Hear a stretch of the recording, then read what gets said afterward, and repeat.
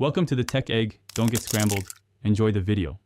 You start now by signing into your Roblox account on the web or the app. Do that first so you can access account-specific history. Once signed in, make sure you know whether the deleted item was a hat, package, group asset, or model so you head to inventory or creations accordingly. Next, click your profile icon and open inventory. This immediately narrows down where Roblox stored the item metadata. Once done, prepare to check deleted, recent, and any associated group folders. You now focus on finding the deleted item using targeted search and filters.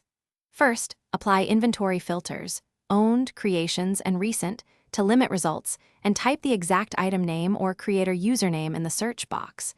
Roblox search is literal, so precision matters.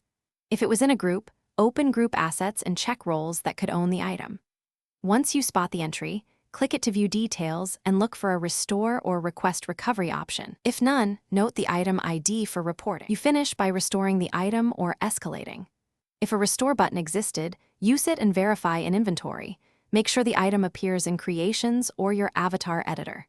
If you can't restore, submit a Roblox support ticket including the item ID, creator name, and timestamps so they can investigate. Once filed, monitor your email for updates and try clearing cache or checking a different device to rule out display issues. If problems persist, follow up and request account rollback or manual recovery. Thanks for watching. Consider subscribing if I helped unscramble your problems.